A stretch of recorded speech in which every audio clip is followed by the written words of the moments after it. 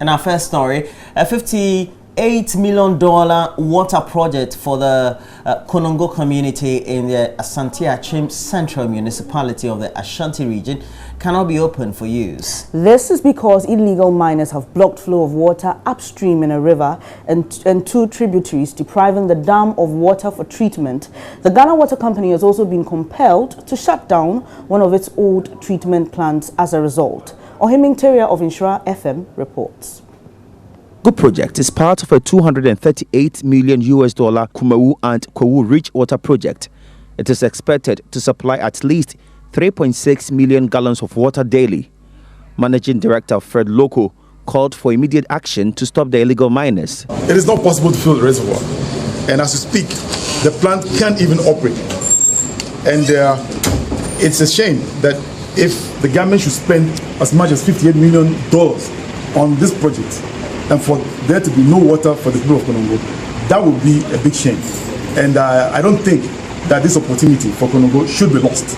So my appeal is that whatever that needs to be done should be done so that we can overcome this challenge, so that the people of Konongo can benefit from this huge investment that the government has made. According to him, failure by traditional authorities and stakeholders to stop activities of illegal miners who work for parochial interest could spell doom for beneficiary communities. Meanwhile, the Regional Security Council announced that a monitoring team would be commissioned to track down the miners. A report by Ohiming Terrier. It was constructed over a century ago to detain a maximum of 12 suspects. It, however, sometimes now holds over 50 people. The suspects sleep with unwashed, worn-out blankets in a small room reeking of human excrement. That is a story of the WA police cells located in the heart of the municipality. The appalling situation has drawn the attention of the Commission on Human Rights and Administrative Justice, SRAJ, which is demanding a change. Upper West correspondent Rafiq Salam visited the cells and reports. The first thing that greets you at the entrance of the WA police station is a pungent smell from its cells.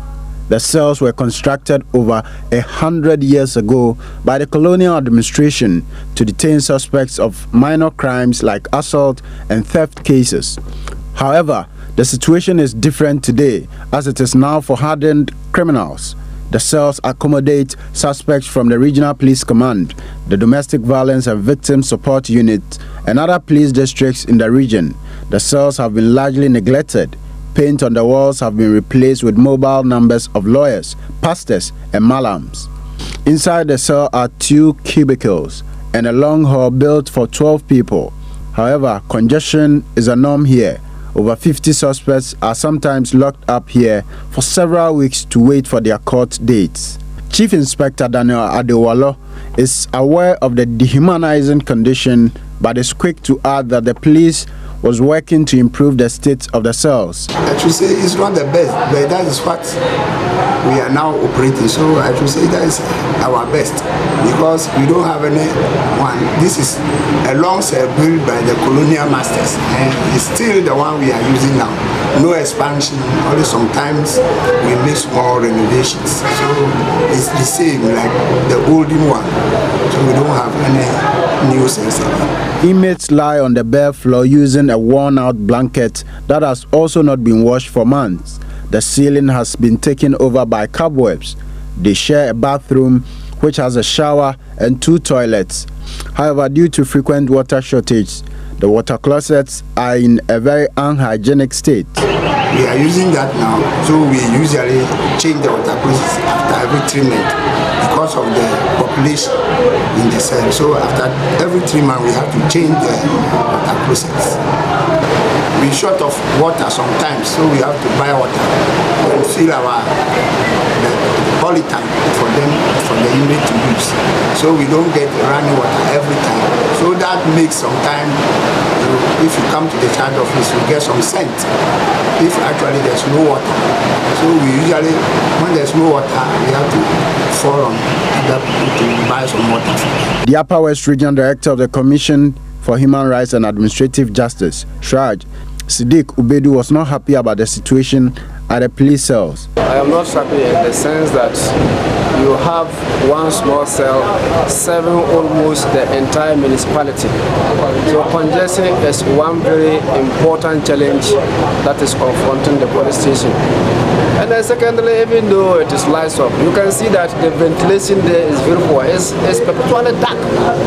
And the stench that greets you on arrival is another problem, which the officer well explained. But that notwithstanding, we think that something can still be done to arrest the situation. They are human beings. The fact that you are being detained here as a suspect should not reduce you to a subhuman being. You are entitled to live in a very clean, congenial atmosphere. And anybody can come here. So I think that we have to do all that we have to do to ensure that at least the cell is clean. And even as a long-term solution, there should be some expansion work so that some of these inmates can be redeployed to other cells to allow for space and then ventilation. Every year, the Commission monitors detention centers to ensure that the fundamental human rights of suspects are not abused. Rafiq Salam's report from WA. And former Black Stars defender John Pinto is in the grips of the police for allegedly stealing a vehicle belonging to his wife and also assaulting a police officer. The former Fulham star is said to have been invited by the East Legon police on Tuesday over a complaint filed by his wife, Richlove Pinto, when we are told he became very aggressive during his interrogation and got physical with the district police commander. He was subsequently locked up and spent the night at the police station. We spoke to ASP Efiatinge on Joy News Prime yesterday. We have a complaint from the wife of Pinto of a heavy vehicle that was stolen. And as part of investigation, there was the need that we extend application to him for him to ask certain questions onto him. So eventually, yesterday in the briefing or in the meeting, he became angry over certain questions and also decided to walk on the police. And when attempts were made to get him to the meeting back, he assaulted the district commander and also one investigator who was supposed to be handling the case. So with everything that was unfolding, he was detained. That was yesterday evening. And as I speak to you now, we have concluded our investigations and we have to put him before court. One for the stealing that has been brought against him, and separately the assault and the offensive conduct being put in by him yesterday. And what are the charges that the charges likely to refer against him when you send him to court? Yes, we have stealing, that is number one. Then secondly, there is also the assault and also causing harm. In other news, new survey results published by Afro Barometer on Wednesday shows a lack of faith in the African Union and a limited public support for continental integration.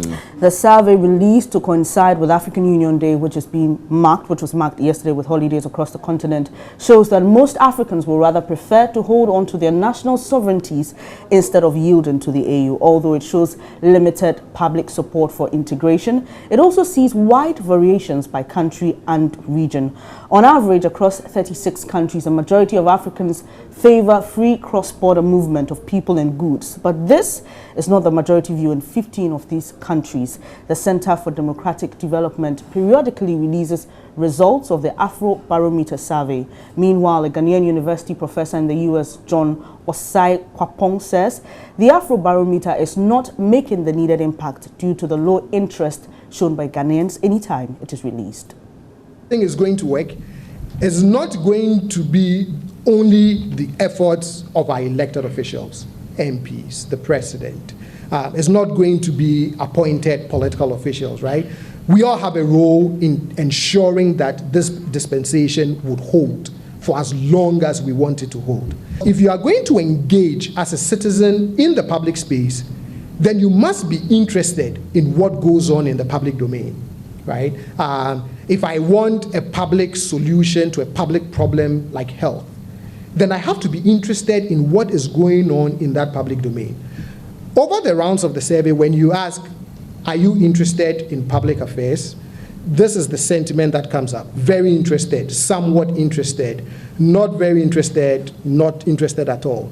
Now, if you look at the highest qualitative category, 37%, you need a more vibrant public space in terms of civic engagement if you would constantly bring to the attention of elected officials the public problems that you think must be addressed.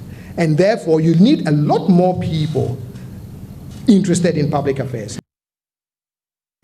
Prempeh College won the Toyota Innovation Award at the just-ended RoboFest World Championship in the senior game category. They beat schools from the US, China, Canada and India after developing a robot that could flawlessly play golf. We caught up with them to share their success story. These are robotic world champions. 6 Prempeh College students competed against other senior high schools from the US, Canada, China and India. They were given a challenge to build a robot that will pat 4 balls set from different locations. Prempeh College's robot Ajingo Golf won the ultimate prize, the Toyota Innovation Award at the Robotics World Championship.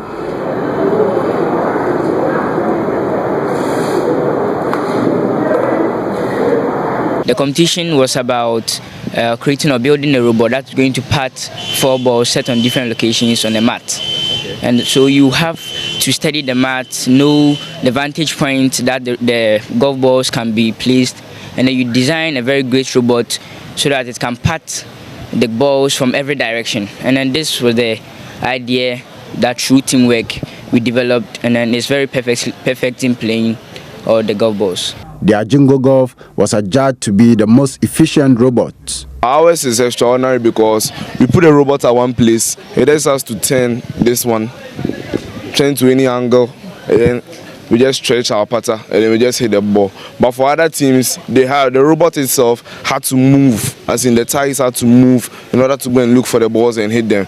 But our robot is just at one place. The moment it senses the ball, it just spins its revolver and then it just spatters the ball into the goal. The team says it wasn't difficult getting the pass, but each section has a specific use. We have 3 sensors, 3 color sensors, 1, 2, 3, and the 4th one here. Okay. These ones are used for finding the path, this one for finding the ball, okay, and this one to check the edges of the board. And the reason why we have to push the motors, that's these ones, back so that this will have independent space to revolve around. Okay. It can't have the motor in its way then revolving. That means it will clash with this. Okay. So this one's have to come back, this one for it, so that the locomotion and sensing of the balls will be very easy. And you can see this is the revolver. This is the actual ingenuity of the robot. Okay. As he said earlier, you just can't let the robot be at one place and you expect it to be patting the balls. Okay. It has to maneuver its way through. And look at the ball. And with the green patches, there are some places where a golf ball can be placed and not every robot can pat it. But with this robot, you can see the revolver is wide enough, the pattern is centered, you have the springs that hold it, the motor that actually strings it and does the pattern. With this, when a ball is placed at any point, the robot just go there, find it easy and the pattern just strings in. The team is now preparing for the World Robot Olympiad competition in New Delhi in India later this year.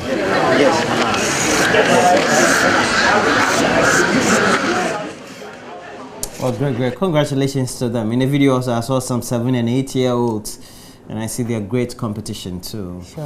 Well, let's look at this also. The subject of technology. We've got experts in ICT urging government to develop policies to grow the entire potential in the industry. ICT has become a very key component of business and a driver of change.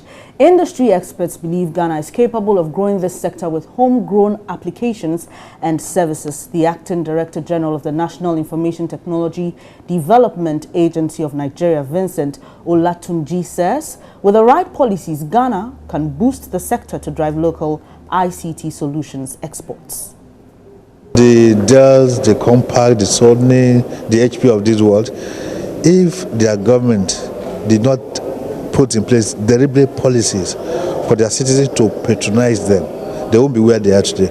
So we need to put in place policies that will drive the growth of the local ICT industry for us to use these products and services, and for us to be able to grow to a level that we can import to any part of the world. We will give a directive that all government ministries and departments must patronize made in Ghana ICT products and services. Again, you may say those OEM, that is original equipment manufacturers, software developers, must ensure that the standard of whatever they are bringing out must be in line with global best practice. So when your citizens buy these products from them, they are the same benefit, the same service they will derive from the HPs, the compounds of this world, they can derive from your own locally made products. Also, you can say, for us to be able to penetrate what you have, your support service must be sound. That is, when we buy products from you, we must have a special unit that will support the products you are selling. So when they have issues with your products, we need to buy spare parts, we need to fix our products, they will come and meet you, and you have people in place that will render this service. These are things that we can do that will really drive the place. And that's it for the news this morning. As always, you want to get interactive, we have a page on Facebook, Join Us on TV. It's been linked to our Twitter handle at Join Us on TV. And we have our WhatsApp platform here. Yes, and talking about WhatsApp, a lot of you are commenting on the stories we shared. This one says, the wife of the ex-Black Stars defender has not learned to obey the law of silence. Why should you treat your husband this way? And you add, it's very sad. And this one says, thumbs up, Prempeh College. This is from Miss P from KJB. And this one, well, it's an image. This one says, Africa is a continent of regrets, and there's nothing worth celebrating about African Union State because African leaders are corrupt. This is from Nantoma Mamadou Badis Mugu. And let me pick the last one here. This one is from Zion in Y. And you say that you don't think there's unity in Africa, therefore the AU Day is needless and a waste of your productive time. How many Ghanaians can move to nearby countries without difficulties? And he adds, the AU Day must go. Well, we'll see how that goes now. Right now, it's still holiday on our strategy books. Only when it falls on a Friday or Monday. And so, conjoins with the weekend, would I be enjoying it very well. And I know when that cycle of the year comes, I won't be complaining. I mean, I really won't be complaining for that very holiday. But let's look at what stories we have from the back pages of the newspapers. And the front pages as well. And we'll also go to some online portals to see what's happening in the news. We're taking a break. We'll be right back.